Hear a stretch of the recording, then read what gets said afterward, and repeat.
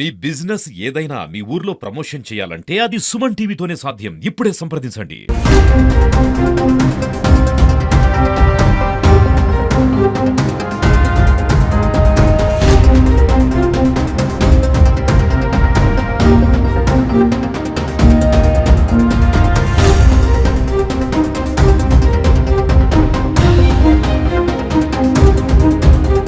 నమస్తే, welcome to Suman TV. మనం ప్రస్తుతం అయితే జగిత్యాల జిల్లా ధర్మపురి మండలం రేపట్నం దగ్గర అయితే ఉన్నాం. నిన్న అకాల వర్షం కురవడం చేత వర్షంతో అయితే దాదాపు పంట నష్టం అయితే భారీ ఎత్తున అయితే జరిగింది. మనం ప్రస్తుతం అయితే క్రాపింగ్ ఫీల్డ్ దగ్గర అయితే ఉన్నాం. వరి అయితే దాదాపు అకాల వర్షం కారణంగా అయితే దాదాపు ఇంకొక 20 రోజుల్లో అయితే పంట చేతికి రాబోతుందనే సమయంలో అయితే ఈ వర్షం కారణంగా అయితే పంట జారిపోవడం జరిగింది.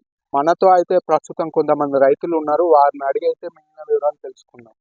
సార్, నా పేరు బిలకూరు శేఖర్ సార్.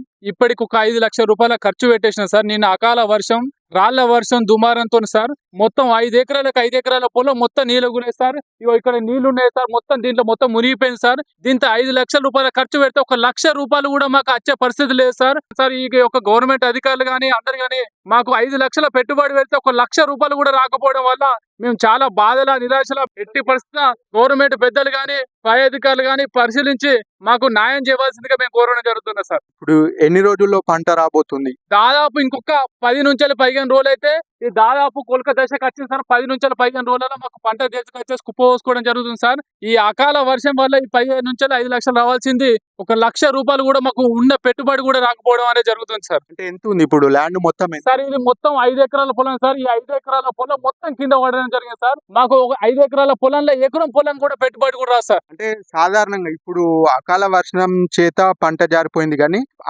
పంట మొత్తం బాగుండి చేతికి వచ్చేసరికి ఎంత డబ్బులు వస్తుండే దాదాపు? సార్, మాకు 5 ఎకరాల పొలం అంటే ఎకరాన గుంటకు బత్త 5 ఎకరాలకు 5 నాళ్ళ 200 బస్తాలు వెళ్ళాల్సింది కూడా ఇప్పుడు 40 బస్తాలు కూడా వెళ్ళాయి సార్. 5 లక్షల రూపాయలు రావాల్సింది 1 లక్ష రూపాయలు సార్. మేము పెట్టిన పెట్టుబడి 3 లక్షలు అయితే ఓన్లీ 1 లక్ష రూపాయలు సార్. 2 లక్షలు ఉల్టా వంగ కూడా 1 లక్ష రూపాయలు కూడా వచ్చే పరిస్థితి లేదని చెప్పేసి మేము విన్నవించుకుంటున్నాం సార్. అధికారులకు, ఎమ్మెల్యేలకు, ముఖ్యమంత్రికి మీ అందరికీ చేతులెత్తి నమస్కారం చేస్తున్నాం సార్. మేము 6 కాలం కష్టపడేసి 6 నెలలు నాటేసి మందులు వేసేసి మేము అన్ని చేస్తాం సార్. మాకు 3 లక్షల పెట్టుబడి పెడతాం సార్. 5 ఎకరాలకు 1 లక్ష రూపాయలు కూడా వచ్చే పరిస్థితి లేదు సార్. ఓన్లీ రాయపట్నం గ్రామాల్లో ఒక 5 ఎకరాలే కాదు సార్, దాదాపు 100 ఎకరాలలో 50 ఎకరాలు కింద పడే సార్. ఇంకో 20 రోజులు అయితే కోయాల్సిన వడ్డ అనేది కింద మురిగిపోయి చేతికి వచ్చే పంట కూడా నాశనం అయింది సార్. మీ పై అధికారులు కానీ, గవర్నమెంట్ పెద్దలు కానీ, ఎమ్మెల్యే, ప్రభుత్వం అడ్డూరు లక్ష్మణ్ కుమార్ గారు మమ్మల్ని ఆదుకోవాల్సిందిగా మేము సభనీయంగా కోరడం జరుగుతున్నా సార్.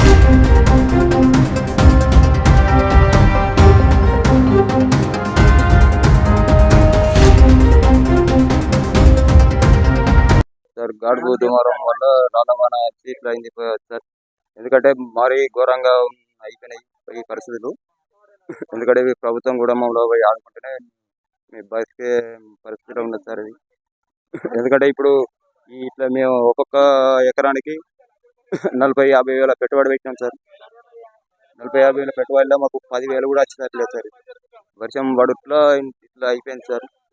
ఎందుకంటే మొత్తం అంతా ఘోరంగా ప్రభుత్వం కూడా మమ్మల్ని ఆదుకుంటేనే ఆదుకోవాలి సార్. లక్ష్మణ్ కుమార్ కూడా, రేవంత్ రెడ్డి అందరు కూడా మేము ఆదుకుంటేనే మేము బతుకుతాం సార్. లేకపోతే చనిపోయే పరిస్థితిలో ఉన్నది కదా సార్ ఇది.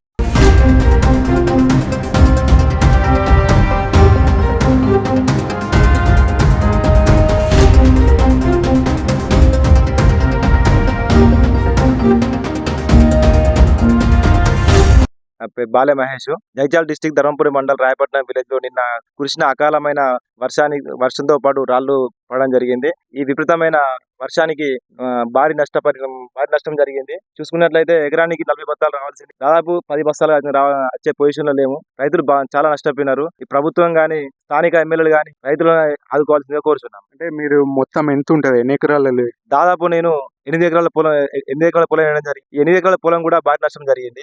నిన్న కురిసిన అకాల వర్షానికి రాళ్ల వర్షం చాలా పడింది. రాళ్ల వర్షానికి భారీ నష్టం జరిగింది. ఎన్ని రోజులలో అయితే పంట వస్తుండే ఇప్పుడు సాధారణంగా ఉంటే పంట దాదాపు 10 నుంచి 15 రోజుల్లో పంట అనేది చేతికి వచ్చే పొజిషన్ లో ఉంది. నిన్న కురిసిన వర్షానికి చేతికి వచ్చే పొజిషన్ లో లేదు. అంటే పంట సాధారణంగా ఉండి అమ్ముడు పోతే గిట ఎంత వస్తుండే, డబ్బులు ఎంత వస్తుండే? దాదాపు ఎకరానికి 40 బస్తాలు గుంటకు బస్తతోటి వండుతాయి. యాక్చువల్లీ ఇప్పుడు ఎకరానికి 10 బస్తాలు వచ్చే పొజిషన్ లో ఉందండి. అంటే భారీ నష్టం. దాదాపు ఎకరానికి 80,000 రావాల్సింది, ఎకరానికి 20,000 వస్తాయో రావో కూడా గ్యారెంటీ లేదు.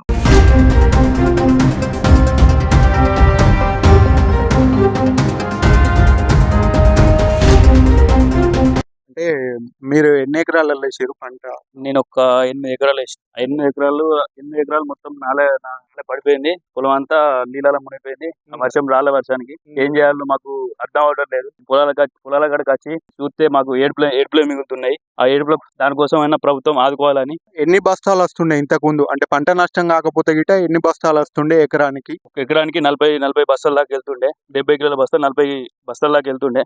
ఇప్పుడు ఈ పొలాన్ని చూస్తా ఉంటే ఒక 10 బస్తాలు కూడా వెళ్ళే పరిస్థితి లేదు. ఇంకొక 15 నుంచి 20 రోజుల మధ్యలో మా చేతికి వస్తుండే, క్రాప్ వస్తుండే.